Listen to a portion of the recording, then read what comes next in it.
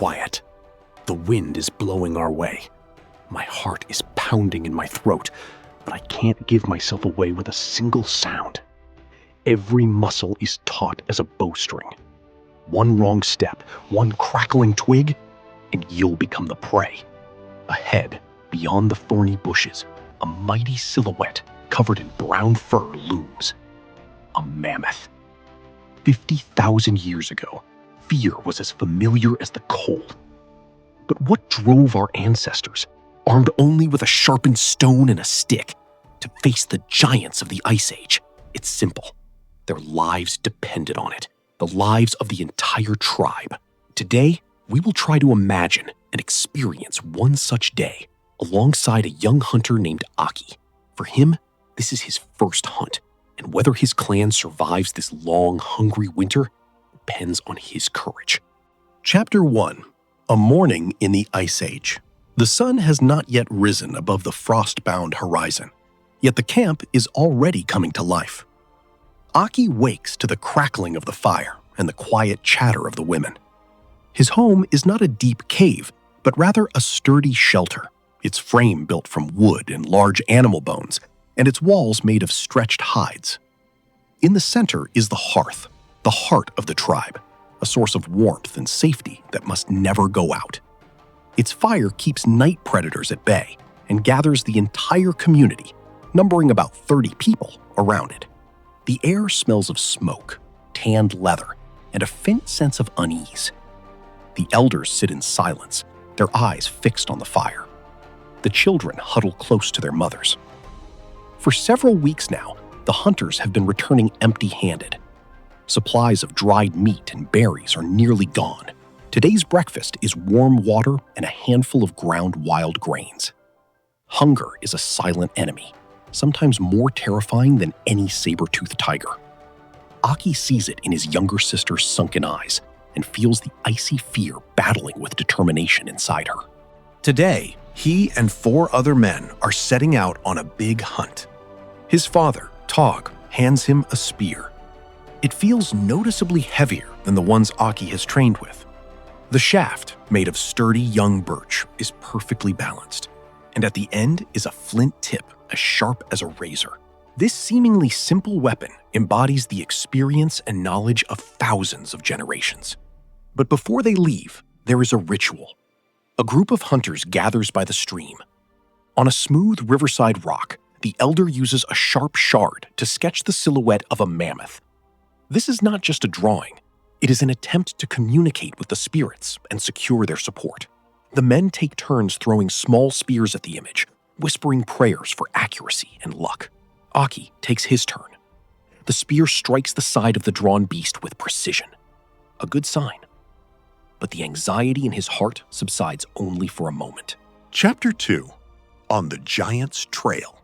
The hunters move across the tundra steppe.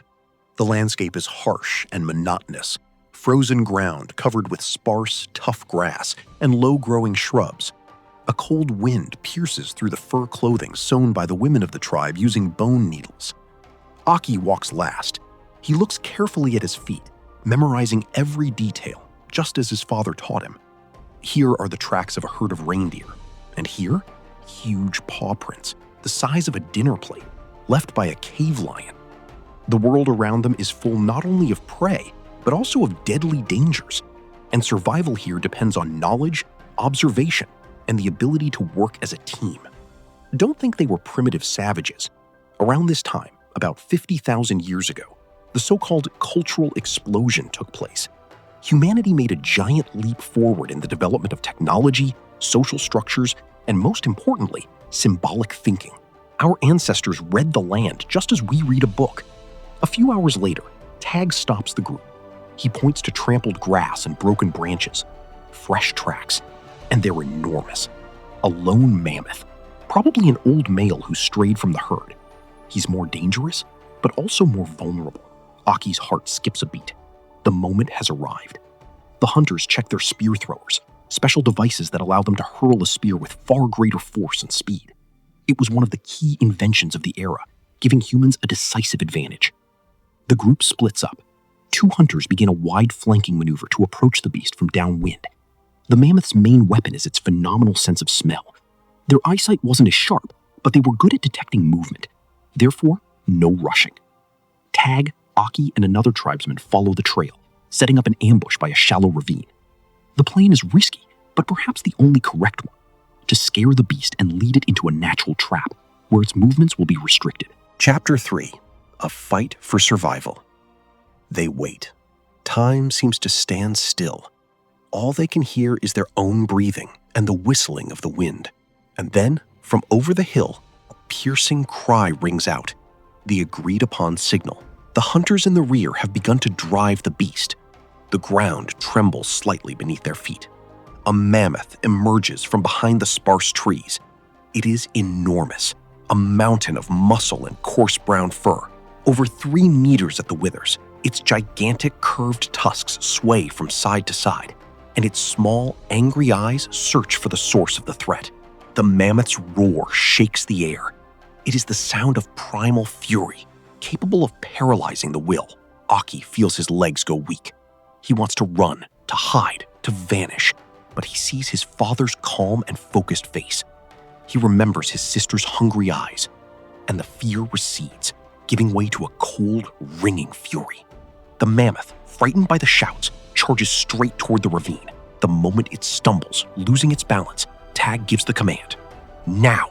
Spears fly at the giant's side from 3 directions. Sharp flint tips pierce the thick hide. The mammoth roars in pain and rage. He tries to turn around, but the ravine slopes block his path. He is trapped.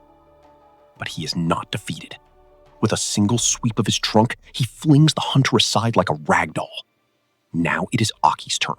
He must deliver the decisive blow. He runs closer than he has ever dared before, and putting all his strength and desperation into the throw, hurls the spear at an unprotected spot beneath the beast's shoulder blade. The spear pierces deep. The giant freezes for a moment. Then, slowly, like a felled tree, it begins to topple onto its side. The ground shakes as it falls, and silence descends. Chapter 4. Triumph and Return. For several long moments, the hunters stand motionless, unable to believe their luck. Then, a victory cry rings out. They did it! They have won! But the work has only just begun. Butchering the carcass of such a giant is a colossal task. With sturdy stone knives and scrapers, they cut open the hide. Everyone knows their job. The meat is carefully cut away and laid out on large pieces of hide. Nothing must go to waste. The meat will provide food for many weeks to come. It will be dried and smoked. The hide will be used to insulate dwellings and make new clothing. The bones will serve as a framework for structures or material for tools. And skilled craftsmen will use the tusks to create not only tools, but also amazing ornaments and figurines. Aki feels incredibly exhausted. But along with that, a tremendous sense of relief. He looks at his hands, stained with blood. Still boyish, yet already the hands of a hunter, a provider.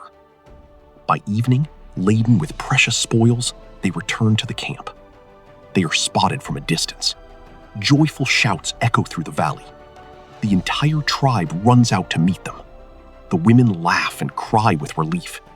The children gaze with delight at the pieces of meat, which mean that hunger has finally receded. In the evening, the whole tribe gathered around a large bonfire. The aroma of roasted meat hung in the air. For the first time in many weeks, the people's faces showed not anxiety and exhaustion, but joy and hope. The elders told stories of spirits and the great hunters of the past, and their words mingled with the crackling of the fire and the laughter of the children. Of course, this is just one reconstruction of how such a hunt might have taken place. Archaeologists still debate how often our ancestors risked engaging in battle with such giants exactly 50,000 years ago. Most of the compelling evidence of large-scale mammoth hunts dates to a later period. But there is no doubt that even then, humans possessed the technology, social skills, and courage to do so. This hunt was about more than just securing food. It required planning, cooperation, quick thinking, and ingenuity. It compelled us to create more sophisticated tools, develop language to coordinate our actions, and form complex social bonds where everyone looked out for one another. In essence, it was precisely these shared challenges that made us human. 50,000 years is an incredibly long time. But when you look at these people gathered around the fire, at their care for one another, at their joy in a shared victory, you realize that what matters most about us has not changed. The spirit of cooperation, courage in the face of adversity, and the ability to create in order to survive, these are the things we have inherited from our distant and courageous ancestors. These are the things that still live within each of us today.